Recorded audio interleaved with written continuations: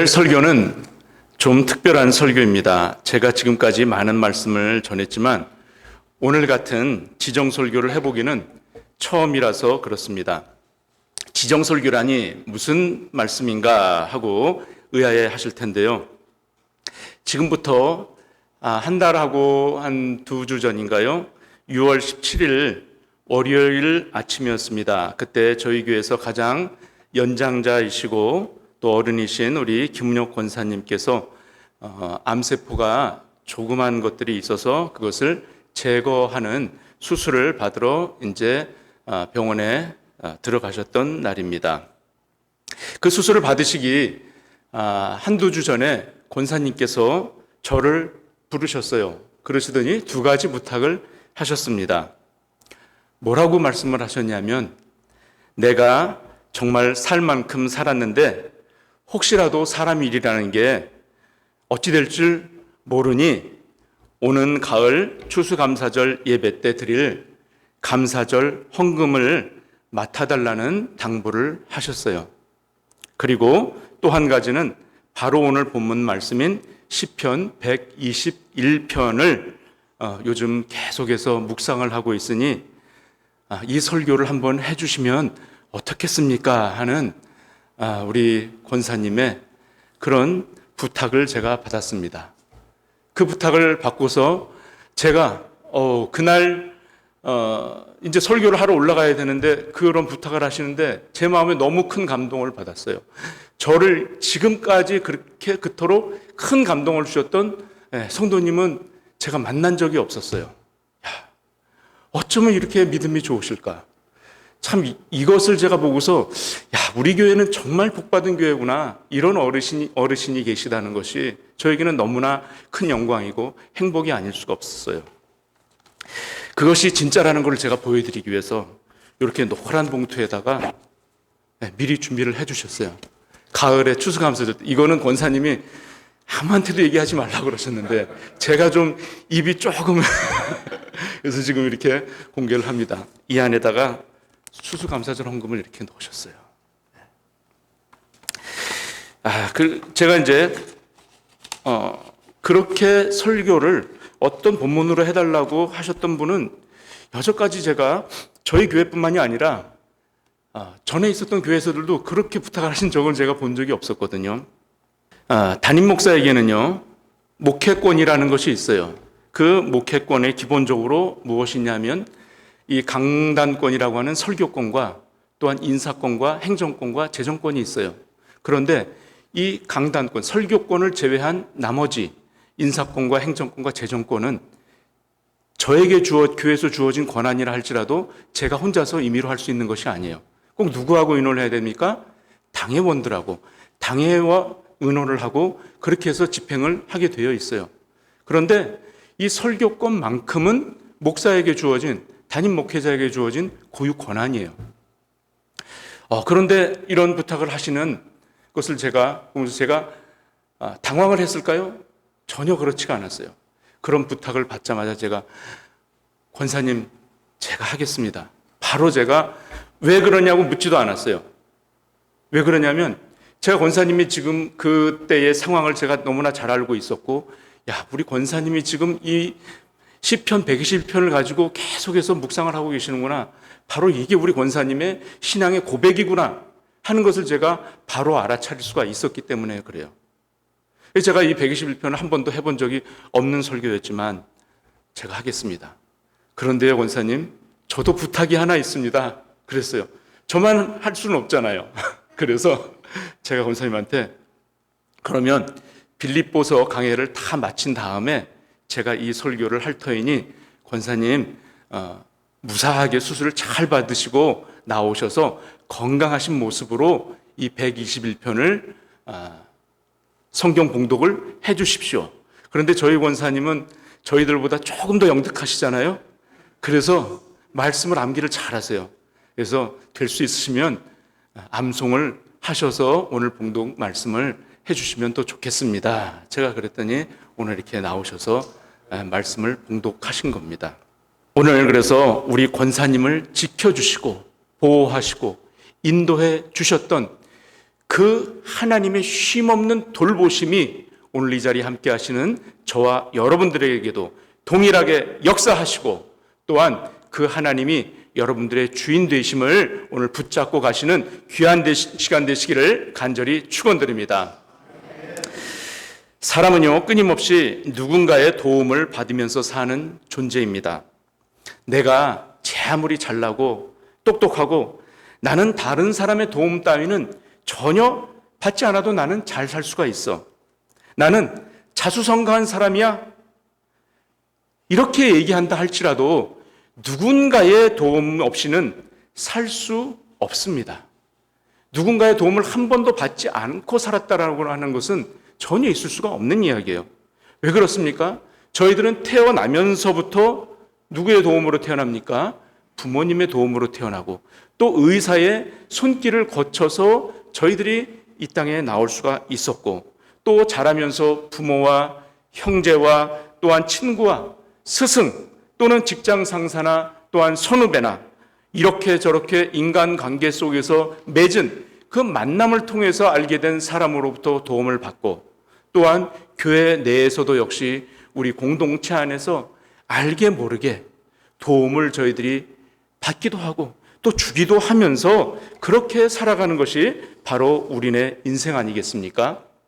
따라서 누구의 도움을 받지 않고 혼자서 내가 독립적으로 살 수는 없는 것입니다. 몸이 건강하고 현재 환경이 평안하고 모든 일이 잘 풀릴 때는 누구의 도움 없이도 나는 잘 살 수 있을 것 같아요. 그렇지만 큰 어려움을 당하면 누구나가 도움을 구해야 되고 누가 날 도와줄 사람이 없는가 하고 찾게 되어 있습니다. 자, 오늘 본문 1절에 보시면요. 저자는 어디를 향해서 눈을 들었다고 그럽니까? 산을 향해서 눈을 들었는데 자신의 도움이 어디서 오는가가 궁금해졌어요. 아니, 왜 산을 바라봤는데 갑자기 인생의 무상함을 느꼈을까요? 갑자기 인생에 어떤 심오한 그런 질문을 자신에게 지금 던지는 거예요. 우리는 인생의 막다른 기로에 서게 되거나 어떤 중대한 결정을 내려야 할 때 내 힘의 한계에 부닥칠 때 과연 나를 도와줄 수 있는 것이 무엇인가? 나를 도와줄 수 있는 사람이 누구인가를 우리는 찾게 되어 있지 않습니까? 제가 미국에 와서 수년간 아시는 분들은 아시겠지만 정말 오랜 동안 영주권이 나오지를 않았지 않습니까? 그래서 제가 마지막으로 이제는 영주권이고 뭐고 내가 이거 때문에 너무 시간적으로 정신적으로 너무 고통을 당해서 그리고 부모나 자식에게도 이건 할 짓이 아니다. 내가 이제는 우리 자녀들도 이제 다 컸으니까 자녀들도 알아서 앞길 챙겨가겠지. 이제 나하고 내 아내하고 둘이서 이제 한국으로 돌아가자. 이런 결심을 했었던 적이 있습니다. 그렇게 마음을 먹고 그래도 이제 하나님 앞에 마지막으로 이제 기도를 해야 되잖아요. 마지막으로 하나님한테 간절히 기도를 했어요. 하나님, 제가 이제 이런 결심을 서는데 하나님 뜻대로 하겠습니다. 제가 어떻게 했으면 좋겠습니까? 그때 하나님께서 이런 마음을 제게 주셨어요. 너를 도와줄 수 있는 사람이 한번 누군가 한번 적어봐라. 그런 마음이 제게 들었어요. 그래서 제가 그 밤에 잠도 안 오고 잠을 정말 3달 동안 한숨도 못 잔 적이 있었어요. 그래서 종이를 갖다가 밤에 혼자서 자다 말고 나와서 쭉 리스트를 갖다가 제가 적어봤어요. 적었는데 저하고 뭐 아주 친하거나 그런 분들이 아니에요. 뭐 아주 뭐 늘 연락을 하고 그러는 분들이 아니에요. 어쩌다 가끔 뭐 이렇게. 근데 저를 아는 분들을 리스트를 적었는데 10분을 적었어요. 딱 10분을 적고 내가 이제 이분들에게 연락을 해서 나의 도움을 구해야 되겠다. 그랬습니다. 그러고서 그 다음 날부터 제가 눈을 뜨자마자 그분들을 찾아갔겠습니까? 안 찾아갔겠습니까? 찾으러 다녔어요. 찾으러 다녀서 4분까지 제가 이제 약속을 먼저 해놓고 갔어요. 그랬는데 제가 그 중에서도 어디를 왔겠습니까? 우리 이상기 원로 목사님을 제가 찾아왔었습니다. 그런데 그 4분 중에 4분들이 한 사람도 거절하는 분이 없었던 거예요. 다 전부 다 아니 송 목사가 그런 사정이 있어서 나는 여기 아버님도 계시고 뭐 누님이 있다는 소식도 듣고 뭐 그래서 이미 시민권자인 줄 알았어? 왜 진작 안 찾아왔어? 이러면서 네 분이 전부 다 해주겠다고, 내가 어떻게 해서든지 방법을 찾아보겠다고 이러시는 거예요. 제가 너무나 감사를 했어요. 그래서 그렇게 약속된 일단 네 분만 찾아가고 내가 그 다음에는 10분마저 찾아가지를 않았어요. 제가 이제 그래저래 해서 그렇게 제가 영주권이라는 걸 얻게 되고 하나님께서 오늘 이 자리까지 인도를 하셨어요. 자, 사실 본문에서 나오는 산은 시편 기자가 있었을 당시에 이스라엘의 수도 예루살렘을 요새처럼, 사진이 있습니다. 한번 보여주세요. 요새처럼 방패막이 역할을 하는 그러한 지리적 우위를 가지고 있는 산들을 지칭하는 겁니다. 저건 제가 그 교회 도움으로 2년 전에, 재작년에 이스라엘 성지순례를 갔다가 제가 직접 촬영한 사진입니다.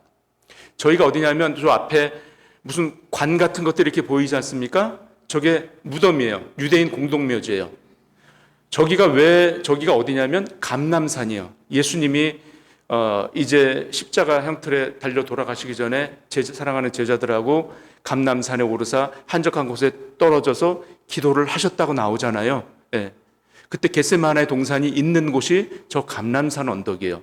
저희가 그 올리브 나무가 많은 그 감람산 꼭대기에서 조금 내려오다 보면 저 유대인 무덤이 있는데, 왜 유대인 무덤이 저기 있냐면 예수님이 재림을 하시면 가까이 재림하실 때가 저기서 재림을 하신다라고 믿는 거예요, 유대인들은.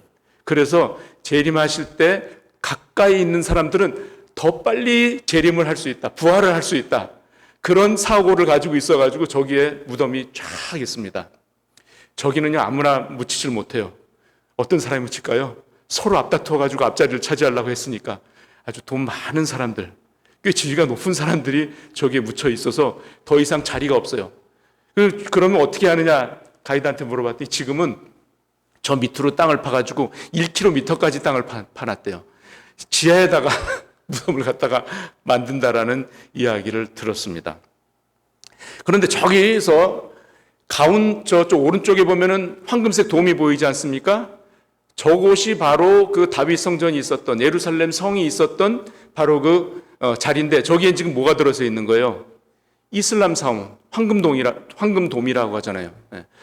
그러니까 돔 오브 더 락, 바위 돔이라고 하는 그런 명칭을 가지고 있는 그 황금돔이 완전히 그곳에 어떤 저기처럼 딱 서 있어요. 지금 저 자리에. 저기에서는 이스라엘 사람들도 못 가. 그리고 그 바깥으로 있는 어디를 갑니까? 뭐가 쳐져 있어요? 성벽, 통곡의 벽이라고 하잖아요. 거기를 이제 가는 거예요. 그리고 왼쪽으로 보시면 또 이제 산들이 있어 보이지 않습니까? 초록색. 저기가 바로 뭐냐면 동쪽이 되는 거예요. 이제 동쪽이 되는데 저쪽도 이제 높은 산이에요. 그래서 요 예루살렘 성이 지금 높게 보이지 않습니까? 그런데 그 높은 산 밑으로 해가지고 골짜기가 굉장히 깊어요. 그래서 저 감람산 밑에를 기드론 골짜기라고 그래요. 또 다른 사진 보여주세요.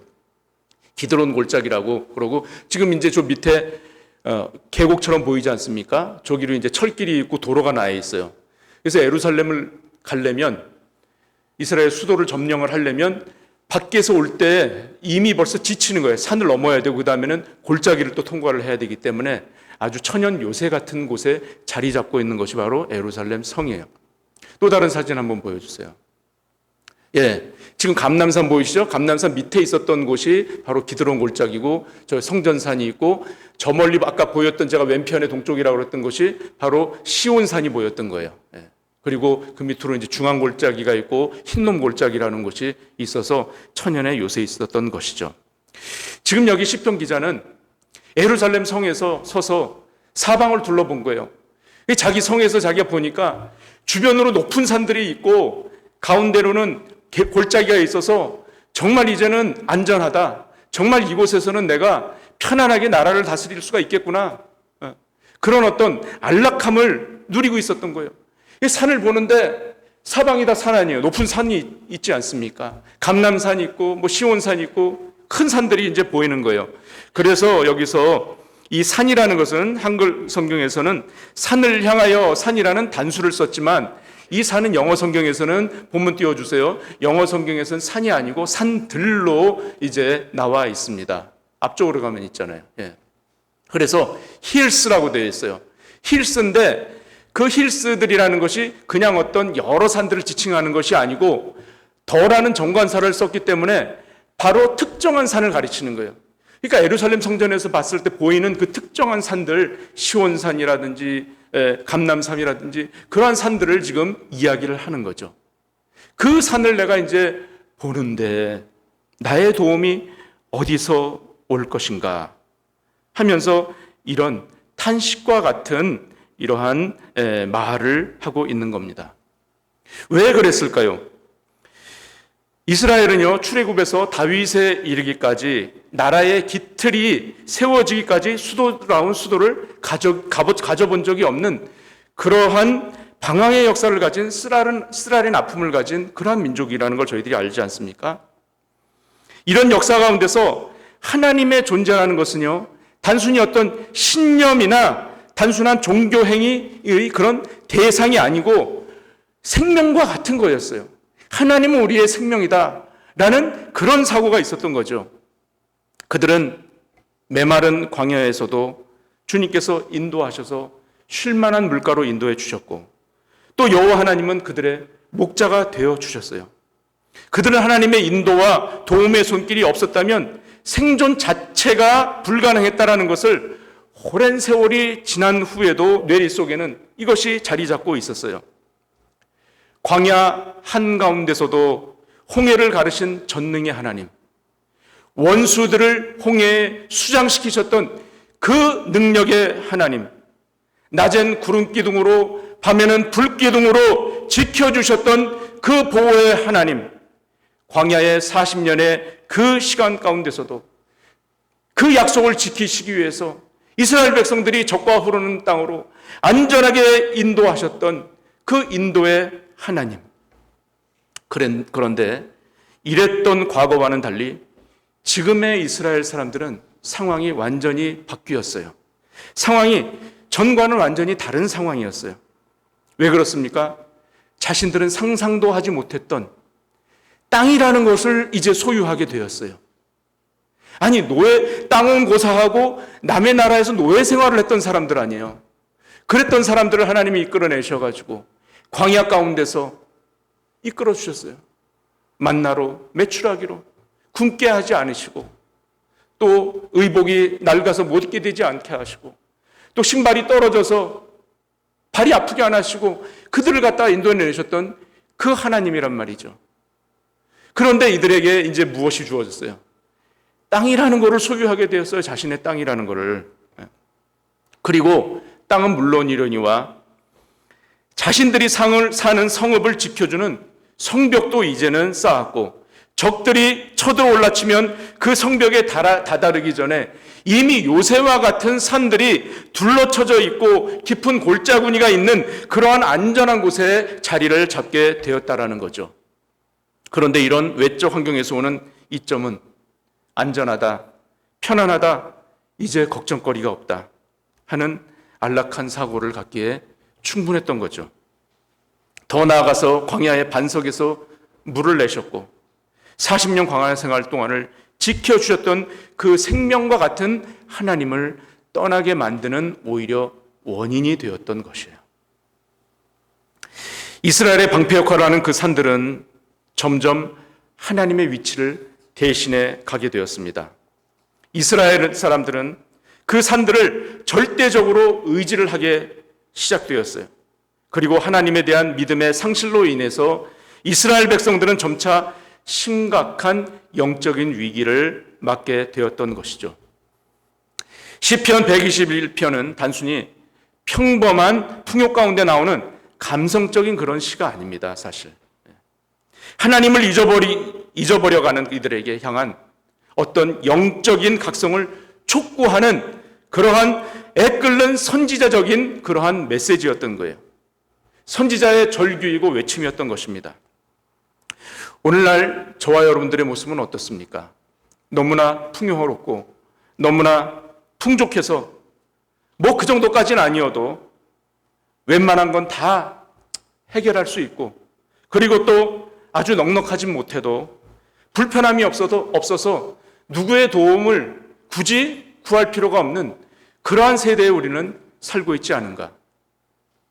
물질의 풍요는요, 사실 성도들의 눈을 멀게 하고 귀를 닫게 하고 입을 닫게 하는 사단의 아주 고도의 전략 중에 하나입니다. 사진 한번 보여주실까요? 스마트폰이 가져온 그 물질의 이기는요, 굳이 제가 말로 설명하지 않아도요, 저희들은 그저 뭐 전화하고 뭐 이메일 받고 사진이나 찍고 그리고 뭐 카톡 정도 하는 걸로 이거를 쓰잖아요. 그거는 10분의 1, 100분의 1도 안 돼. 이 전화기 하나 가지고 할 수 있는 것이. 이거 가지고 지금 영화도 찍습니다. 별거 다 해요. 이거만 갖고 있어도 해킹도 해요. 이런 세대에 살고 있어요.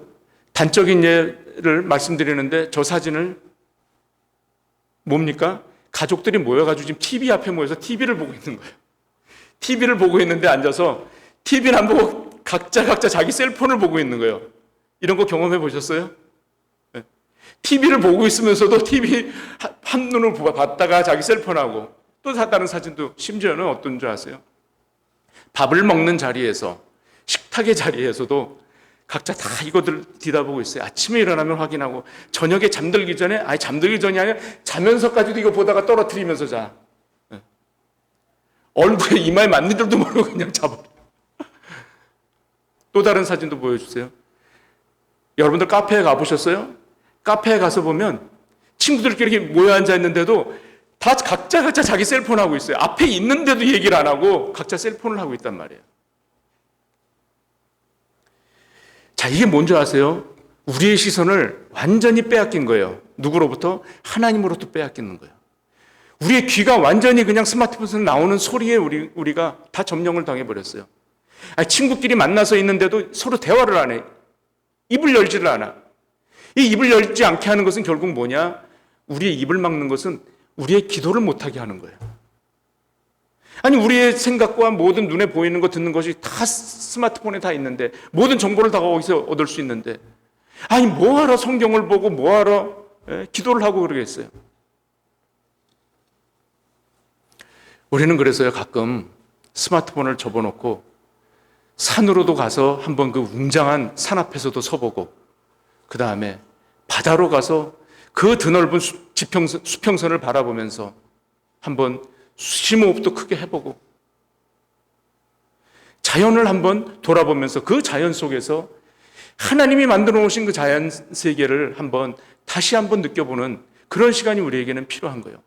그 자연을 보면서, 대자연을 보면서, 야, 이 대자연은 과연 누가 만들었을까? 이런 생각이 절로 들지 않습니까?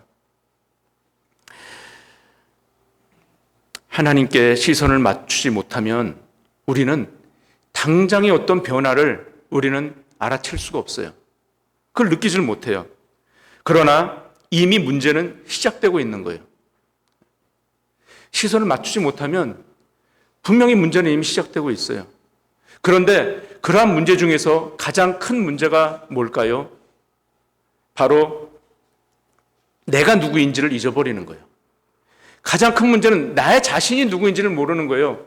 하나님으로부터 시선을 놓치니까 나라는 존재가 과연 어떤 존재인가?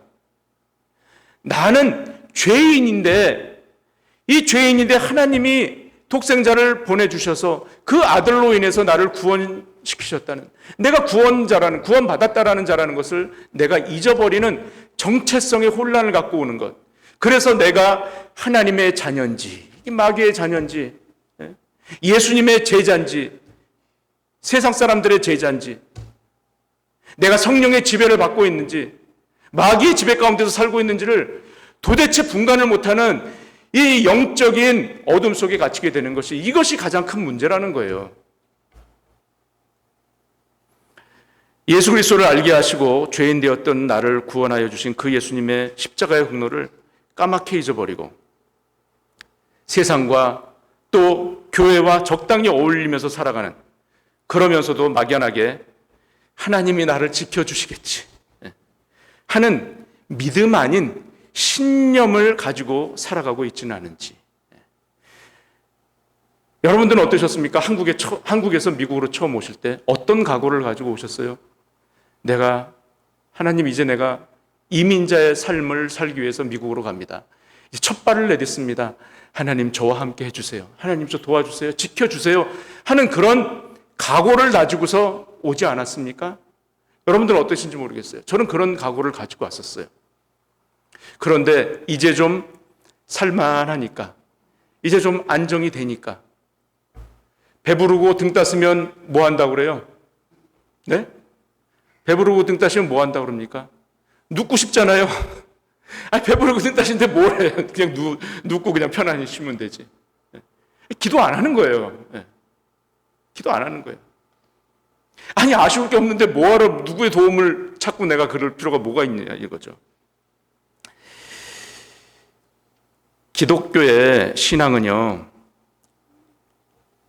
즉 믿음은 일반 사람들이 가지는 그 신념과는 전혀 달라요. 오늘 시편 기자가 하는 말씀은 신념에서 차서 하는 말씀이 아닙니다. 실제로 역사하시고 역사 가운데서 실제 존재하신 그 하나님을 그들은 보면서 생명처럼 여겼던 거예요. 그래서 실존의 하나님을 지금 증거를 하고 있는 거죠. 그렇게 해서 나온 말이에요. 제가 아는 기자이기도 하고 여러분들도 아는 기자일지 모르겠어요. 이곳 미주에서 큰 일간지에서 종교 기자 활동을 오랫동안 했던 기자가, 제가 우연치 않게 봤어요. 요즘에 종이신문을 안 보는데. 기자가 쓴 글인데, 이제 종교부 기자 생활을 이제 마치면서 썼던 마지막 칼럼이라고 그러면서 글을 올렸더라고요. 그런데 종교부 기자를 오래 했고, 그분이 제가 크리스찬이라는 걸 알고 있는데, 이분은 기독교를 다른 종교와 같이, 종교는 신념이다라고 그렇게 그런 표현을 썼더라고요. 종교는 신념이라는 거예요. 우리 기독교가 신념입니까? 기독교는 신념이 아니에요. 신앙이에요.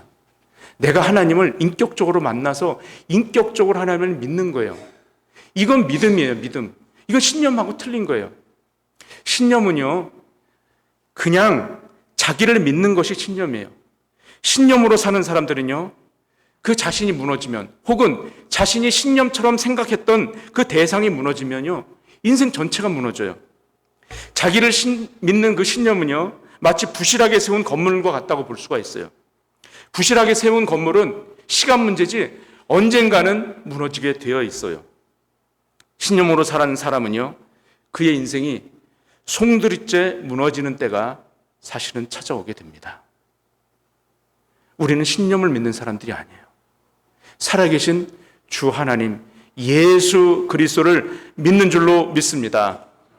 여호와 하나님을 믿는 것이고, 여호와 하나님은 단 한 번의 실수도 1%의 부족함도 없이 완전하신 분이십니다. 우리가 연약해서 쓰러질지라도 완전하신 여호와 하나님께서는 우리를 붙잡아 주시고 또 세워주시고 일으켜 세워주시고, 그래서 이 광야 같은 인생길을 신실하게 완주할 수 있도록 도움을 주시는 분이 바로 우리 여호와 하나님이십니다. 진정한 도움은요, 그래서 산들에게서 오는 것이 아니고 그 산들을 창조하신 여호와 하나님께서 오시는 줄로 믿으시기 바랍니다. 외견상으로 보이는 예루살렘 성읍을 둘러싸고 있는 산들이 도움이 되어서 그들을 완전히 책임져 주는 것 같지만 그렇지 못하다는 것. 비록 광야에서 있을지라도요, 방패막이를 해주는 산들이 우리에게 없을지라도 졸지도 아니하시고 주무시지도 아니하시는 그 여호와 하나님이 우리를 실족지 않게 도와주시며 우리 우편에서 그늘이 되어주시고 또 낮의 해와 밤의 달도 우리를 상치 못하게 하시는, 그렇게 좋으신 하나님, 환난 가운데서도 우리를 환난을 명쾌하시고 우리의 영원부터 후까지 지켜주시는 그 좋으신 하나님이심을 우리를 믿으시기 바랍니다. 오늘 시편 기자는 그래서 여호와 하나님을요, 본문 띄워주세요. 뭐라고 표현을 하고 있습니까? 지켜주시는 자다라고 표현을 하는데, 이 표현을 자가마치 6번이나 썼어요. 지켜주시는 자, 앞에 한번 보여주세요. 지켜주시는 자, 지키시는 자, 이스라엘을 지키시는 자, 또요, 지키시는 자. 7절에서도 지켜, 또 지키시로다. 8절 마지막에서도 너의 출입을 지금부터 영원까지 지키시리로다. 그래서 시편 127편 1절에서는 또 어떤 표현이 나오고 있습니까? 여호와께서 집을 세우지 아니하시면 세우는 자의 수고가 어떻다고요? 헛되고 여호와께서 성을 지켜주시지 아니하면 파수꾼의 경성함이 허사라고 얘기를 하고 있어요. 광야에서 불뱀에 물려서 죽어가는 이스라엘 백성들이 장대에 높이 달린 놋뱀을 바라보았을 때 그들이 치유되었고 그들이 구원을 받았던 것처럼 오늘 저와 여러분들은 십자가에 높이 달리셔서 피 흘려 죽으신 그 예수 그리스도를 바라보시기 바랍니다. 그 바라보실 때에 십자가에 녹아 멸망하는 자들에게는 미련한 것처럼 보일지 모르지만 구원을 받은 저와 여러분들에게는 하나님의 크신 능력이 되심을 선포하며 나가십시다.